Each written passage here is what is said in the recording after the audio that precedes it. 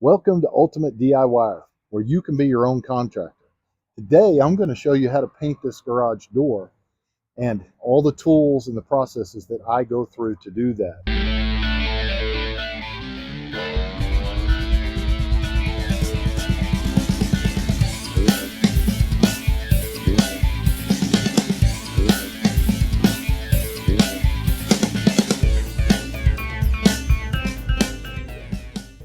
So, first of all, this is an oil-based paint that's on the door right now, and around the sides we have a latex paint. And so I'm going to end up masking off the brick and the sides and the top so that we can spray just the oil. And to do that, I'm generally going to use something like this 3M masker. If you haven't got one of these, they're fantastic. They'll save you a lot of time and a lot of effort. I'll be using paper, and probably I'll use the plastic. Plastic I'll probably use on the side because it's 72 inches long and it'll wrap and cover a lot more of that brick.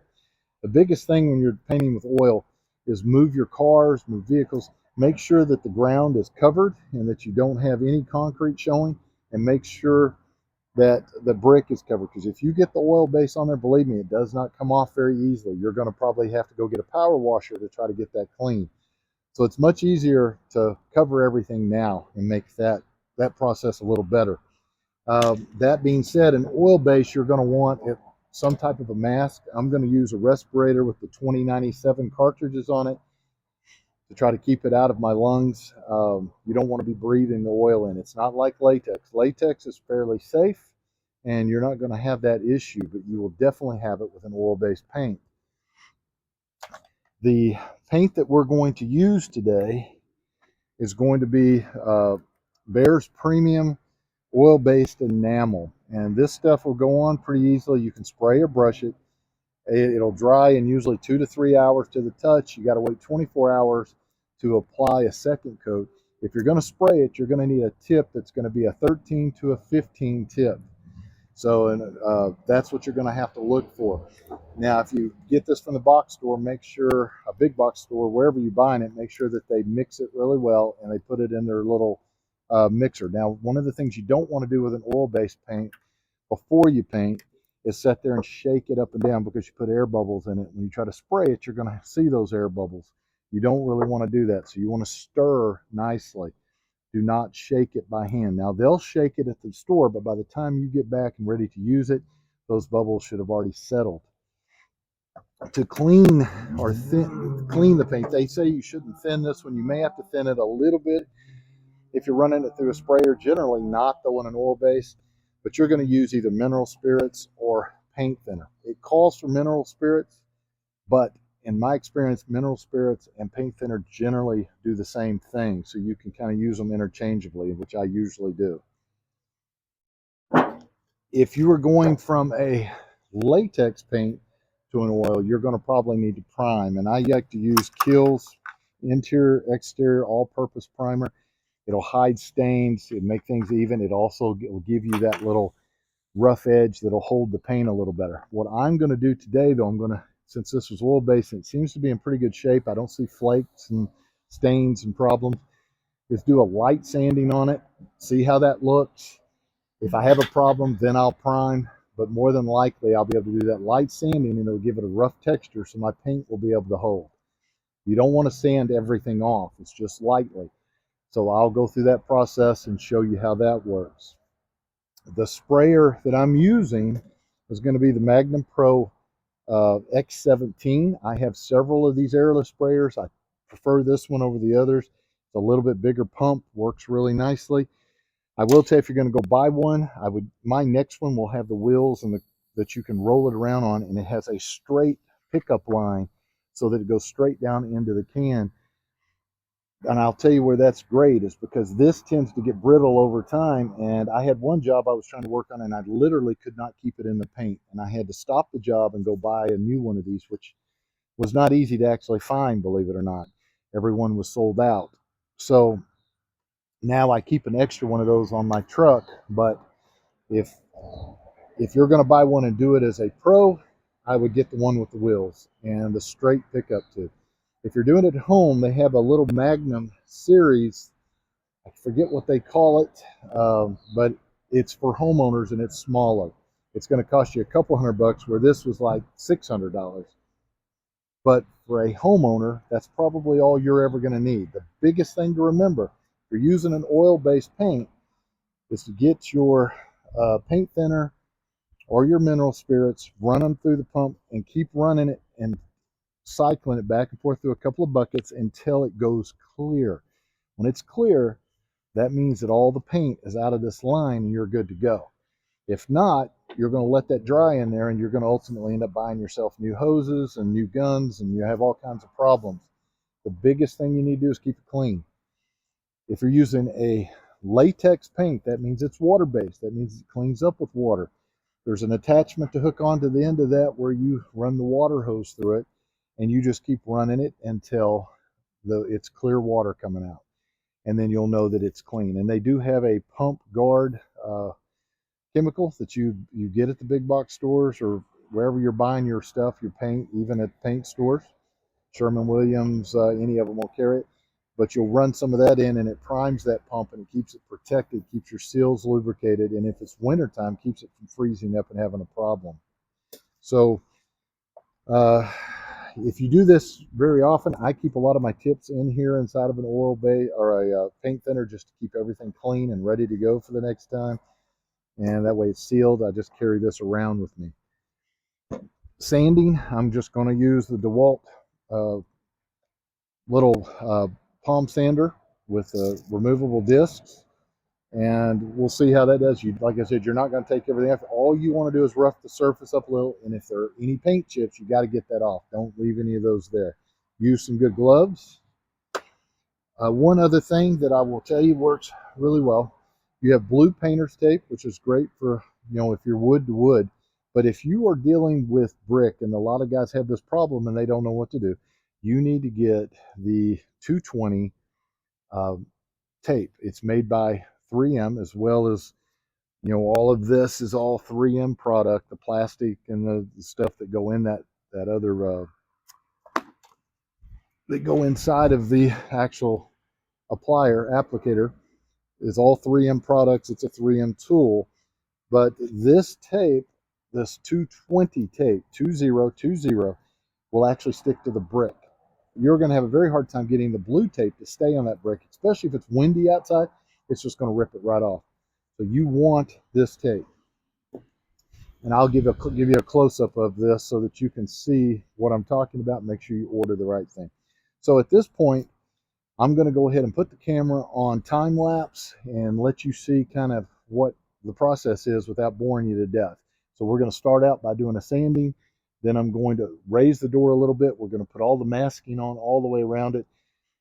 Like I said, if I wanted to, I could go ahead and spray the sides with that same oil base, but I want to keep, he's got it painted flat, so I want to try to keep it flat on the sides and the top. So we're going to mask that off to make sure none of it gets overspray on it, and then I'll go back with flat on the sides.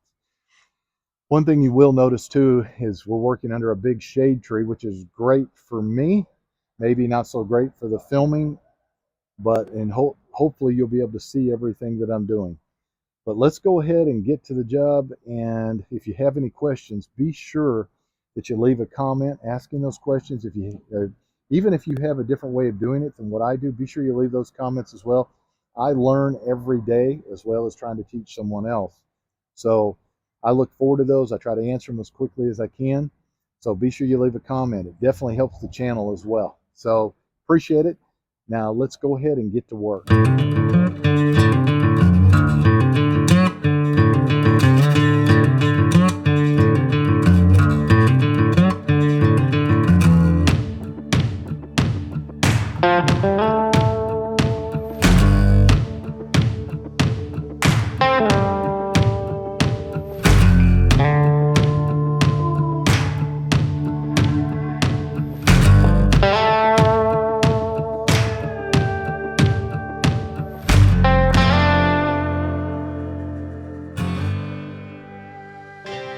Okay, so real quickly, I'm going to show you how to load up the 3M masker, the M3000 3M.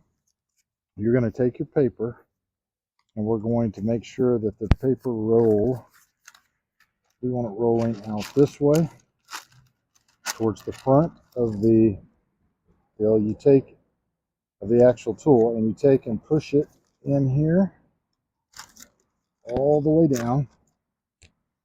This part will works its way down and clips in to hold it in place. So now this is ready. You can see there's an arrow showing that it goes this way, which is the way we have it.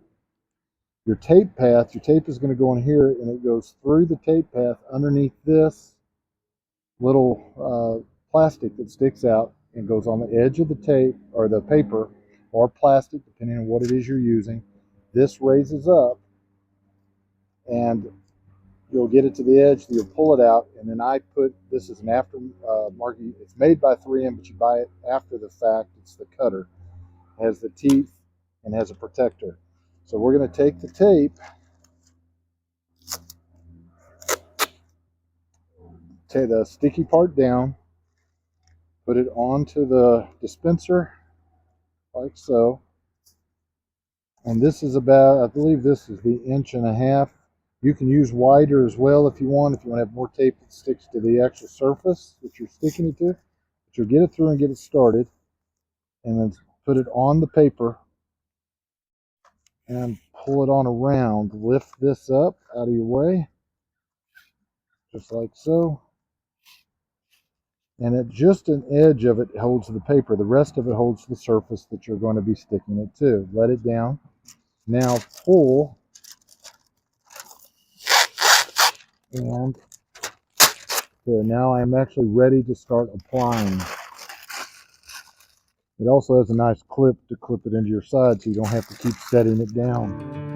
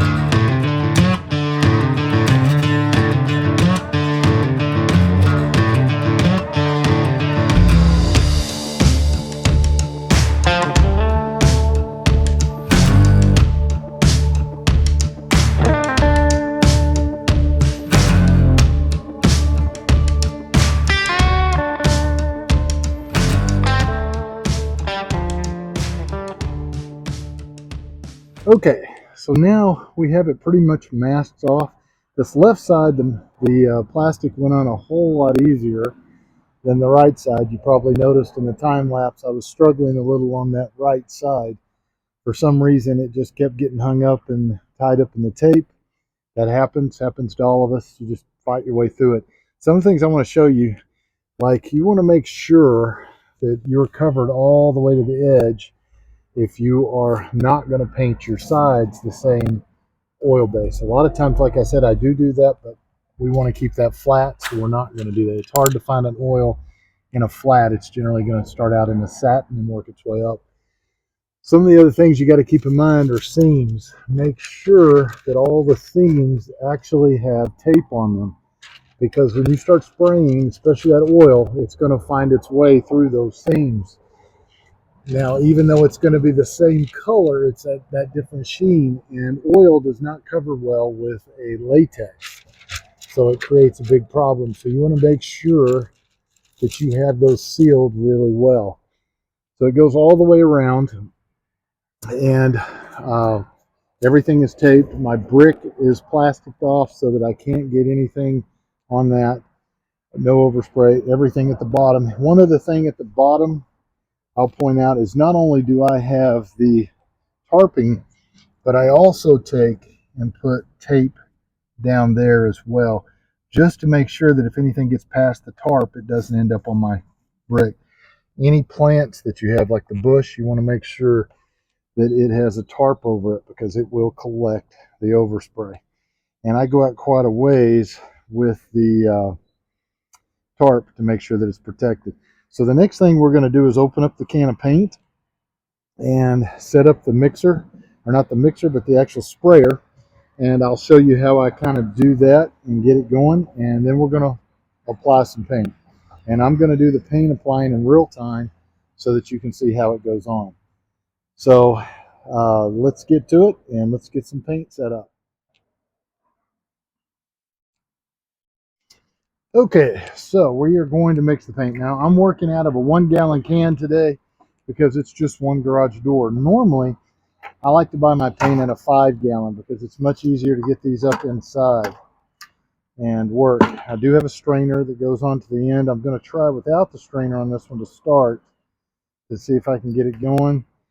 But you like to use a strainer so it protects your pump.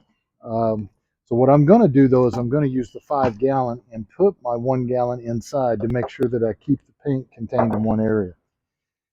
You know, pick up one of these little openers at the big box store. They usually give them to you for free. If not, just use a screwdriver. But these work pretty well. Like I said, make sure that they have stirred it for you really good and do not shake the can. Shaking the can is going to put air bubbles inside of an oil-based paint, and it's going to come out when you go to spray and cause you issues. So you want to try to be, right before painting, you want to try not to be doing that. So I will take my paint, put it inside of the bucket, and then I will take a stir stick and stir a little bit of the paint, which this one actually looks really good, so I don't really need to do a lot of that. And then I will take and get my sprayer right up next to it. Actually, let's see if we can do it like so. This is always kind of the tricky part with this sprayer. And you're going to get it down into the paint. Now, on these painters, they have a knob. Let me focus in a little closer on that so you can see it. Let's try to get right up close. You actually have a knob, and on the knob, it's going to have start, and it's going to go all the way around to a heavy spray, and even if you go back this way, it's for using a roller attachment. So we're going to hit start, and underneath your sprayer, you're going to find you have a prime button, which is right here. And I push that button to prime. There, a little stiff. And you have this, which helps prime your pump as well. What you do is hold this back up out of the paint a little bit to see if it's working. And I use this prime button over here.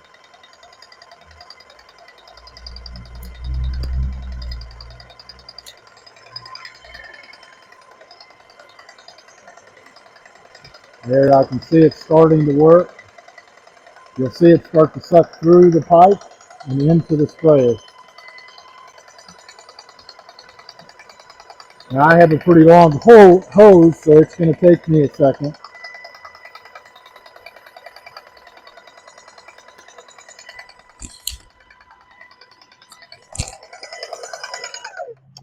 Okay, so now once you've got your spray pattern set where you think you're going to want it, you're going to want to take on the plastic and spray a couple test patterns on here just to make sure that it looks right. So I know that I'm going to want to spray like so. That actually looks really good. So I generally will start at the top and work my way over and down so I don't have lines. The biggest thing is you want to put an oil base on in smaller thin coats, not real heavy, so you don't have a lot of running, and you want to try not to do a lot of overlapping other than just at the very edge. It's what I call feathering, so that it looks correct. So let's go ahead and give it a shot.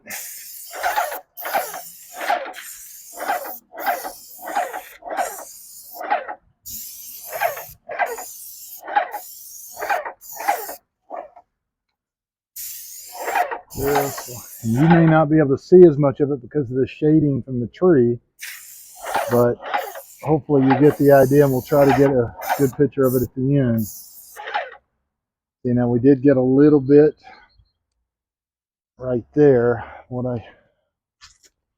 See if I can get a little bit of that off. Yeah, sometimes you get a little buildup on the actual sprayer, and it will shoot a couple of little globs of paint. So what we do is I kind of get that off and then go over it like so.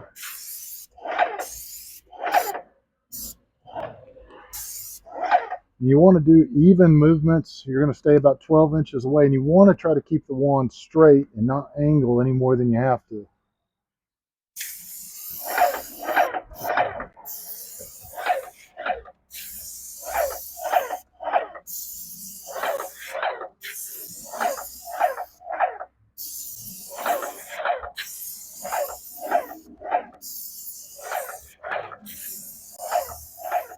And this is where the feathering, you might be able to see it in the light. So as I hit, I go back over it slightly just to get rid of the line.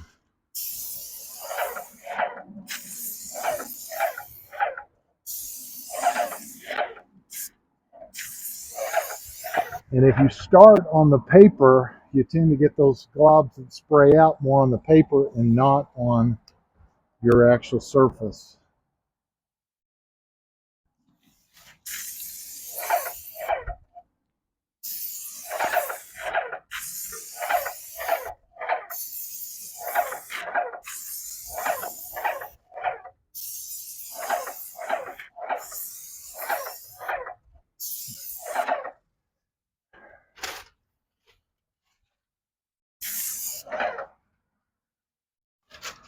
All right.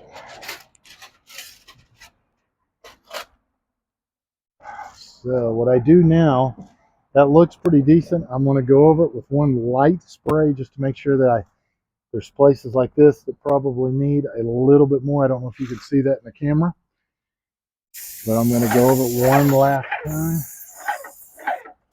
Make sure that I don't have any spots.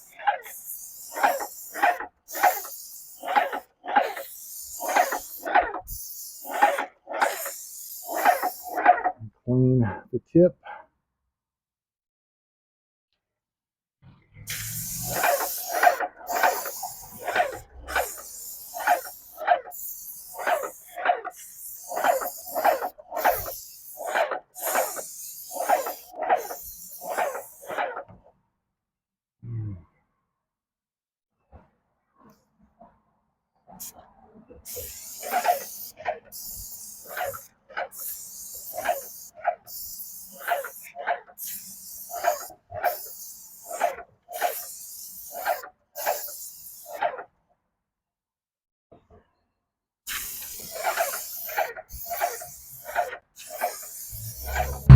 There you guys go. I hope you learned something out of this.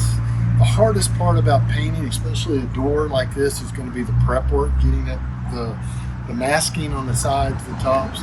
If you're painting those sides the same, then I guess it's not really a huge issue. You're still going to need to mask either the brick or the other siding, because very seldom are you going to do the regular siding in that type of a sheen or even an oil. You're going to probably use some type of the latex. But that is probably the hardest part. That, and then of course the cleanup. If you've got a good sprayer, you can do it quickly. Now, don't be afraid if you're a DIYer and you don't have a sprayer, you can still roll it. Get a foam roller. Do not get one of the regular rollers like you use in the house. You need foam, because foam works better for doing cabinets and doing things like garage doors. It's a smooth finish. And put it on lightly. Do not over put it on, because the paint's going to tend to try to run, especially on a vertical surface like this. If you put too much paint, you're going to be fighting it constantly. Put several thin coats, and that works much better. But if you do have a sprayer, we'll finish it in no time. This particular door, since it already had a good base coat, is probably not going to require a second coat. We're going to look at it in the morning, and if it does, I'll go ahead and throw another coat on it. But I don't think it's going to need that.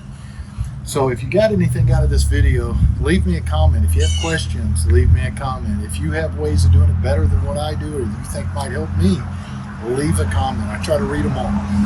If you haven't subscribed, be sure to subscribe so you can learn more about different projects like this and other painting, welding, electrical, plumbing. We do it all. Hit that little bell notification button and you'll know about all the videos as they're released.